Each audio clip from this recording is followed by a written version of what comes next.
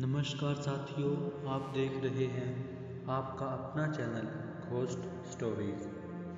साथियों, यदि आपको इस चैनल की कहानियाँ पसंद आ रही हों तो स्टोरीज को लाइक करें और चैनल को सब्सक्राइब करें। कमेंट सेक्शन में हमें अपनी प्रतिक्रिया देना ना भूलें, जिससे हमें पता चल सके कि हमारी स्टोरीज कैसी हैं और उनमें किस प्रकार का सुधार होना चाहिए। तो मज़ा लीजिए आज की हॉरर स्टोरी का। धन्यवाद। भूत का अस्तित्व है या नहीं, यह सवाल अपने आप में बहुत उलझाने वाला है। जितनी उत्तेजना इस सवाल से पैदा होती है, उससे कम जवाब सुनकर नहीं होती। अधिकांश भारतीयों से यदि सवाल पूछा जाए तो ज्यादातर निसंकोच कहेंगे कि वह भूत के अस्तित्व को नहीं मानते। परंतु सवाल अधिकांश लोगों का नहीं मेरा है, क्या मैं भूत के अस्तित्व को मानता हूँ, और उससे भी रोचक है कि क्या मेरी मान्यता से कुछ फर्क पड़ता है। कुछ समय पहले की अगर बात की जाए तो मेरा जवाब बड़ा ही सामान्य एवं संतोषपरक था। जैसा कि अधिकांश लोग भूत के अस्तित्व को नहीं मानते, मैं भी नहीं मानता। ऐसा मशीनी जवाब देकर मैं स्वयं को वैज्ञानिक मान्यता का दावेदार मानता रहा हूँ। परंतु क्या मेरे मानने या न मानने से भूत पर कोई फर्क पड़ जाता है? मुख्य रूप से इसे इस तरह देख सकते हैं कि अचानक मैं पृथ्वी को गोल मानने से इनकार कर देता हूं और पृथ्वी के प्लेट नुमा होने की घोषणा कर देता हूं। बड़े बड़े वैज्ञानिक अपने तर्कों के साथ मुझे मनाने के प्रयास में लग जाते हैं। उपग्रह से खींची हुई तस्वीरों को देखकर मैं उपग्रह के अस्तित्व को भी नकार देता हूं, बाकी सारे के सारे तर्क भी नकार देता हूं। सब वैज्ञानिक हार मान जाते हैं मेरी जिद के सामने। परंतु इससे क्या पृथ्वी प्लेट नुमा हो जाएगी? नहीं, पृथ्वी गोल ही रहेगी। कुछ ऐसा ही भूत के बारे में है। मेरे नकार देने से भूत का होना या नहीं होना प्रभावित नहीं होता, यह तो बस मेरी जिद मात्र है। बहुत पुरानी बात है, जब मैं छोटा बच्चा था, एक दिन अचानक डर गया। डर के मारे अंधेरे में सोने से इनकार कर दिया, अकेले कहीं आने जाने से मना कर दिया। खास तौर पर अंधेरे में। माँ बाप ने बताया कि भूत काल्पनिक संज्ञा है, वास्तव में भूत नहीं होता। बार बार बताया, लगातार बताया और आखिर मैंने मान लिया। उन्होंने बताया, परंतु उनको कुछ साबित करने की जरूरत नहीं पड़ी, क्योंकि न तो मैंने उनसे साबित करने के लिए कहा और न ही उनकी जानकारी के सोर्स एवं सत्यता पर कोई सवाल नहीं उठाया। बस उन्होंने कहा और मैंने मान लिया। थोड़ा बड़े होने पर जब स्कूल जाना शुरू किया, वहाँ भी पता चला कि भूत नहीं होता। एक बार फिर मैंने मान लिया, बिना सोर्स की सत्यता पर सवाल उठाए। बस ऐसे ही माहौल में बड़े होते होते मैंने यूनिवर्सिटी में कदम रखे। यह पहला अवसर था जब घर के अनुशासन से बाहर हॉस्टल में रहने का अवसर प्राप्त हुआ। हॉस्टल की घटना है, एक बुधवार की शाम को अपने रूम के सामने खड़े होकर नाखून काट रहा था। तभी एक दोस्त ने कह दिया कि बुधवार की शाम को नाखून नहीं काटे जाते, वरना कुछ बुरा हो जाता है। मैंने दोस्त की बात को अनसुनी करते हुए अपने नाखून काट लिए। बॉयज हॉस्टल के माहौल को शब्दों में व्यक्त करना नामुमकिन है। इसका आनंद बस वही ले सकता है जो हॉस्टल में रहा हो। फिर जब मैं नाखून काटने में व्यस्त था, तब दोस्त लोग मेरे खिलाफ साजिश को आखिरी रूप देने की कोशिश कर रहे थे। उसी रात जब सभी दोस्तों के साथ पढ़ाई कर रहा था, तभी खिड़की पर कुछ आवाज हुई। हमारा कमरा एक स्टोन फ्लोर पर था और कमरों के पीछे का खिड़की कुछ इस तरह बना हुआ था कि कोई बहुत साहसी व्यक्ति ही खिड़की तक पहुंच सकता था। खिड़की के पीछे की तरफ जहां तक नजर जाए कांटेदार झाड़ियां से भरा हुआ खाली मैदान, वहीं खिड़की की जमीन से ऊंचाई तकरीबन 20 फीट। किसी का भी एक स्टोन फ्लोर की खिड़की तक पहुंच पाना संभव नहीं, कोई अतिसाहसी ही ऐसा कर सकता था। तेज हवा के कारण खिड़की पर अक्सर कुछ आवाजें आती रहना सामान्य बात थी। ऐसे में पढ़ाई करते हुए खिड़की पर खटखट की आवाज का आना सामान्य बात थी। उसकी तरफ ध्यान का न जाना उससे भी सामान्य बात थी। परंतु दोस्त लोग तो साजिश के ही थे, मुझे बार बार खटखट की तरफ ध्यान दिलवा रहे थे। आखिर में उनकी साजिश में फंस गया और खिड़की खोल बैठा। जैसे ही खिड़की खोला, बाहर के छज्जे पर पहले से छिपा हुआ दोस्त अचानक झपट पड़ा। अप्रत्याशित हमले के कारण न केवल मैं पीछे उछल पड़ा, बल्कि बुरी तरह चीख भी पड़ा। अगले कुछ दिनों तक साजिश हॉस्टल में चर्चा का विषय बनी रही और शायद मेरे आत्मसम्मान पर भी कुछ चोट जैसी महसूस हो रही थी। शायद इसी चोट का परिणाम था कि एक बार फिर से खुद को बहादुर साबित करने की चुनौती मेरे सामने आ खड़ी हुई। कई दिन बाद जब अवसर सामने आया तो दोस्तों से शर्त बंधकर शमशान में रात गुजरने को भी तैयार हो गए। अमावस की काली अंधेरी रात, सर्दी का मौसम, जब सब मित्र अपने अपने कमरों में सो रहे थे, तब मैं एक छोटी टॉर्च के सहारे शमशान की तरफ जा रहा था।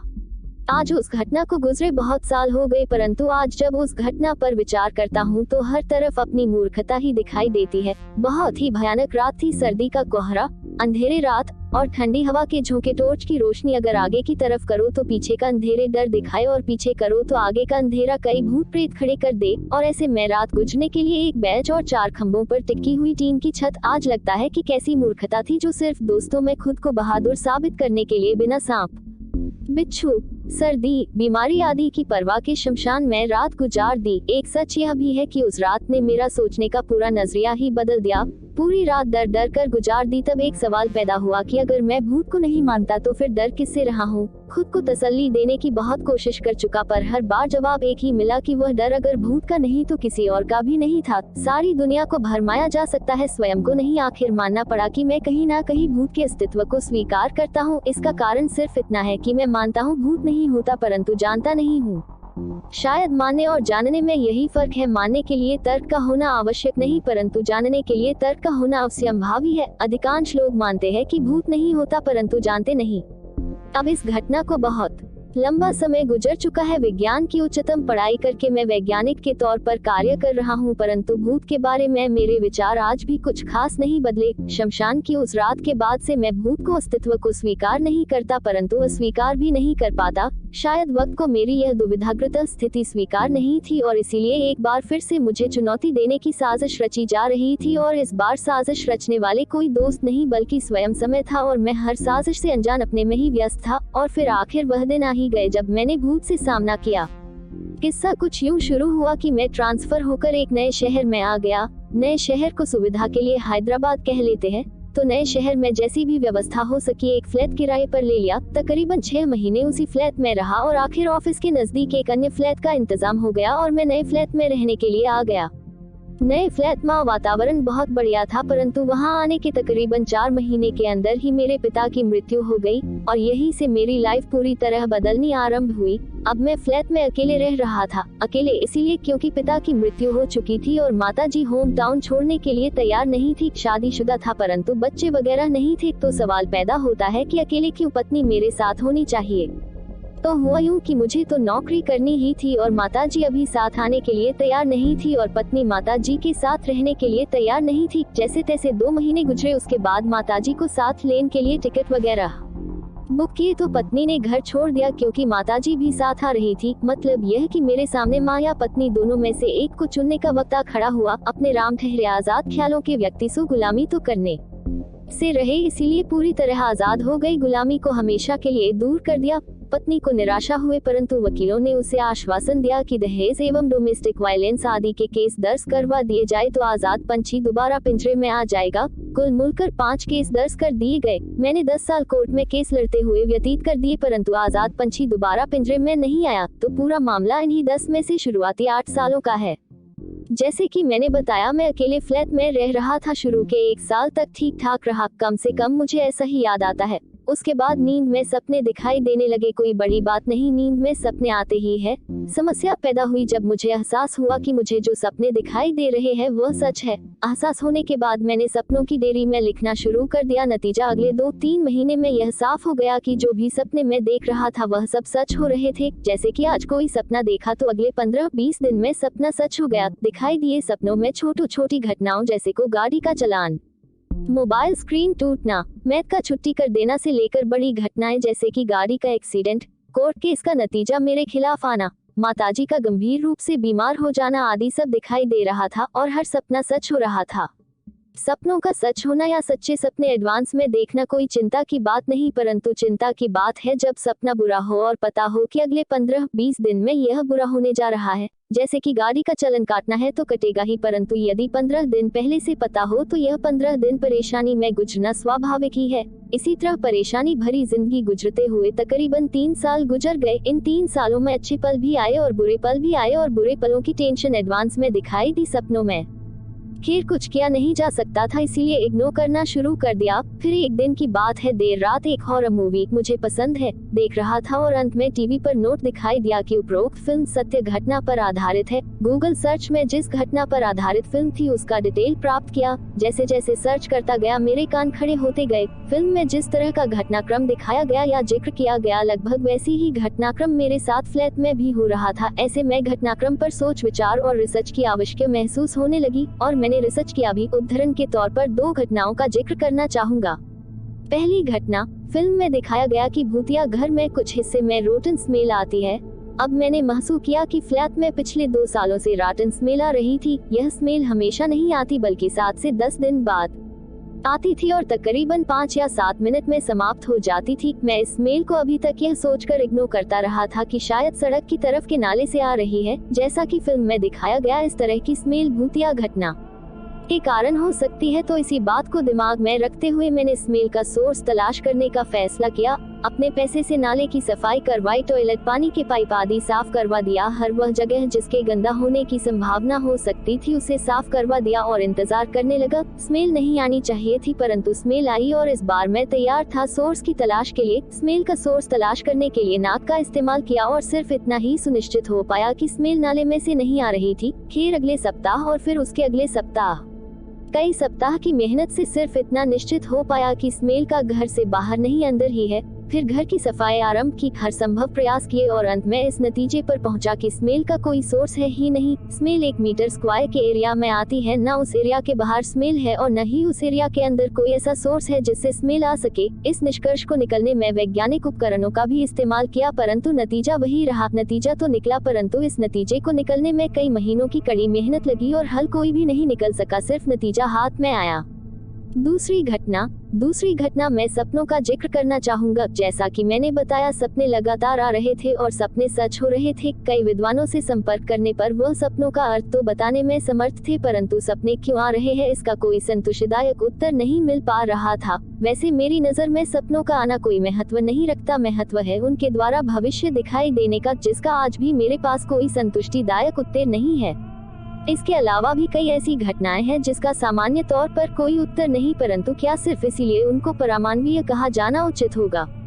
जब घटनाक्रम से मुक्ति हासिल नहीं हो पाई तो आखिर मैंने निश्चय किया कि उस फ्लैट को छोड़ दिया जाए। हो सकता है कि जगह बदलने से घटनाक्रम से मुक्ति हासिल हो। किराए का फ्लैट था, बदलना मुश्किल नहीं था, इसके बावजूद उस फ्लैट से निकल नहीं पाया। किसी न किसी कारण से फ्लैट बदलने का निश्चय लगभग 2 साल तक टालता गया। 3 बार तो ऐसा भी हुआ कि मैंने दूसरा फ्लैट फाइनल कर दिया। नए मकान मालिक को कह दिया कि मैं अगले महीने की 1 तारीख से आ रहा हूँ। पुराने मकान मालिक को भी टाटा बाय बाय बोल दिया। इसके बावजूद फ्लैट नहीं बदल सका, कुछ न कुछ कारण पैदा हो गया। एक दफा तो नए फ्लैट का एडवांस किराया भी दे आया, इसके बावजूद फ्लैट नहीं बदल पाया।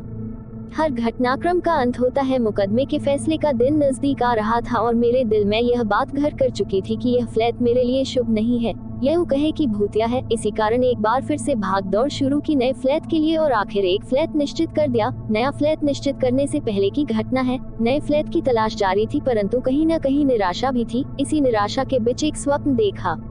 स्वप्न में मकान मालिक मुझे फ्लैट खाली करने के लिए कह रहा था। इस स्वप्न ने मुझे जोश दिलवा दिया और अगले ही वीकेंड में मैंने जो भी फ्लैट दिखाई दिया उसे फाइनल कर दिया।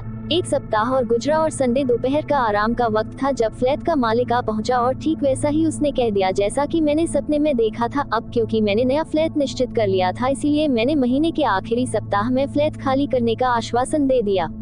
फ्लैट के मालिक ने एक सवाल मेरे सामने रखा जिसने मुझे चौंकने पर विवश कर दिया। फ्लैट के मालिक ने मुझसे पूछा कि क्या मुझे इस फ्लैट में स्वप्न आते हैं, और मैंने मना कर दिया। फ्लैट में मुझे स्वप्न आते थे, इसके बावजूद मैंने मना कर दिया। मैं नहीं जानता क्यों। महत्वपूर्ण बात सिर्फ इतनी है कि फ्लैट मालिक ने मुझसे यह सवाल क्यों किया। क्या उसे इस बात की जानकारी थी कि उस फ्लैट में स्वप्न आते हैं? मैंने तो कभी किसी से जिक्र नहीं किया। शायद मुझसे पहले जो रह रहा हो उसे किसी किस्म की समस्या का सामना करना पड़ा हो। खैर, फ्लैट मैंने बदल दिया परंतु फ्लैट खाली करने से पहले एक आश्चर्यजनक घटना घटी। शुक्रवार की रात थी, टीवी पर फिल्म रही था और मैं बेड पर तकिए के सहारे लेता हुआ फिल्म देख रहा था। अचानक रॉटन स्मेल आई। मुझे पता था कि यह स्मेल 5 या 7 मिनट रहेगी परंतु मैंने आदत बना ली थी कि जब ऐसी स्मेल आती मैं रूम फ्रेशनर छिड़क देता। इसी इरादे से मैंने उठने का प्रयास किया। मेरे सामने टीवी था और मेरे पीछे वह अलमीरा थी जिसमें रूम फ्रेशनर था, तो मुझे रूम फ्रेशनर उठाने के लिए पीछे की तरफ पलटना था और मैंने ऐसा ही किया। मैं लेते लेते 180 डिग्री घूम गया, मतलब कि पहले मैं बाएं हाथ के सहारे तकिए पर था, घूमने के बाद दाएं हाथ के सहारे हो गया और जैसे ही मैं घूमा वहीं पर वह मौजूद था। शायद वही जिसे हम भूत कहते हैं। बिल्कुल स्पष्ट आकृति, कोई भ्रम नहीं। मेरे सामने मैं खुद था, ठीक वैसे ही जैसे कि मैं मिरर के सामने खड़ा हूँ और खुद को ही देख रहा हूँ। मेरे सामने मैं खुद खड़ा था। मेरे दिमाग ने सामने खड़ी आकृति के बारे में सोचना शुरू कर दिया परंतु दिमाग ने शरीर को कोई निर्देश प्राप्त नहीं हो रहे थे। मैं समझ ही नहीं पाया कि सामने क्या है। यह अवस्था करीब करीब 10 सेकंड रही होगी। उसके बाद मेरे सामने वाले में बदलाव आरंभ हुए और उसका चेहरा गोर, मेरा रंग गोरा है, से गहरा भूरा पड़ने लगा और चेहरा सिकुड़ना आरंभ हो गया और अंत में मेरे सामने मैं न होकर रह गया, एक गहरा भूरा चेहरा जो दिखने में बहुत ही ज्यादा भयानक था। और यह सब हुआ सिर्फ 50 या 60 सेकंड में। भयानक चेहरे को देखकर मैं डर गया और मैंने अपनी आंखें बंद कर ली। आंखें बंद करने के बाद भी डर नहीं भगा और लगभग तुरंत ही मैंने आंखें खोल दी, ज्यादा से ज्यादा 10 सेकंड बाद। और जब आंख खोले तब सामने कुछ नहीं था। अगर कुछ बचा था तो राटन स्मेल और धुआं। शायद वह आकृति धुएं में बदल गई थी। और उस रात मैं सो पाया या नहीं यह तो मुझे याद नहीं आ रहा, परंतु अगले दिन ही मैंने फ्लैट बदल लिया। महीना खत्म होने का इंतजार नहीं किया। नए फ्लैट में मुझे सपने परेशान नहीं करते। मुकदमा भी मैंने जीत लिए, बाइज्जत बरी हो गया। कुछ और परेशानियां भी थी जो लगभग खत्म हो चुकी है। कभी कभी सपने आते हैं, परंतु सामान्य सपने जिनका सच से कोई लेना देना नहीं है। मुझे उत्सुकता है उस फ्लैट को देखने की, परंतु फिलहाल मैं उस फ्लैट में जाना अवॉइड कर रहा हूँ। परंतु उस फ्लैट को देखने कभी न कभी अवश्य जाऊंगा, क्योंकि उस फ्लैट में कुछ रहस्य दफन है जिनमें मेरी उत्सुकता है।